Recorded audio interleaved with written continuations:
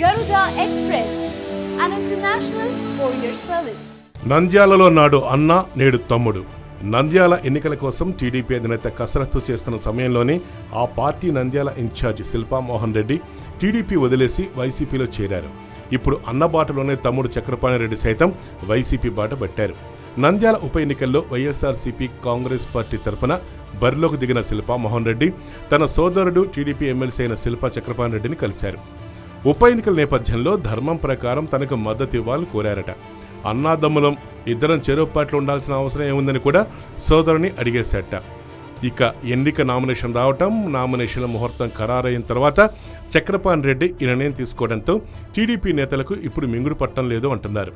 ఇప్పటికే నంద్యాలలో గెలుపు కోసం అనేక రకాలుగా ప్రయత్నాలు చేస్తున్న టీడీపీ నేతలు, కింది స్థాయి నేతలు, కౌన్సిలర్లను సైతం ప్రలోభపెట్టి తమ వైపు తిప్పుకునేందుకు తెగ ప్రయత్నాలు చేస్తున్నారట.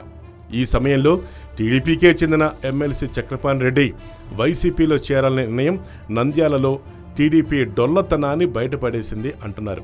2014 ఎన్నికల సమయంలో శిల్పా సోదరులు టీడీపీలో చేరారు.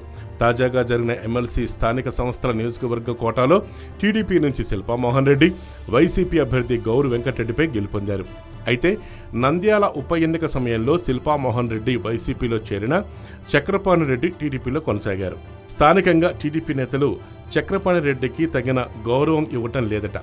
ముఖ్యమంత్రి నంద్యాల పర్యటనకు వచ్చిన సమయంలోనూ చక్రపాణి రెడ్డి ముఖ్యమంత్రి పర్యటనలో పాల్గొనలేదు. అయితే ఇప్పుడు వ్యూహాత్మకంగా ఎన్నికల నామినేషన్ల ముందు ఆయన వైసీపీలోకి రావాలని నిర్ణయం చేసుకున్నారు. ఆగస్టు 3న నంద్యాల పర్యటనలో భాగంగా జగన్ నిర్వహించే బహిరంగ సభలో వైసీపీలో చేరనున్నారు చక్రపాణి రెడ్డి. అదను చూసి దెబ్బ కొట్టారని తెలుగుదేశం నేతలు మండిపడుతున్నారు. ఎమ్మెల్సీ పదవి కట్టబెట్టినా ఇదేనా మీరు చూపించే కృతజ్ఞత అని విరుచుకుపడుతున్నారు. ఇక శిల్పా సోదరులో ఒకరు అటు ఒకరు ఇటు అనే సందిగ్ధతకు తెరపడిపోయింది.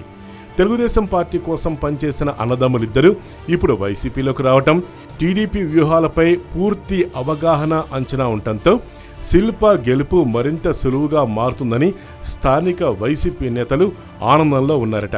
ఇక శిల్పా మోహన్ రెడ్డితో సమానంగా చక్రపాణి రెడ్డికి కూడా స్థానికంగా బలం ఉంది అంటున్నారు. వ్యక్తిగతంగా టీడీపీలో ఉన్న పరిచయాలు సైతం వైసీపీ అభ్యర్థికి సహకరిస్తాయట.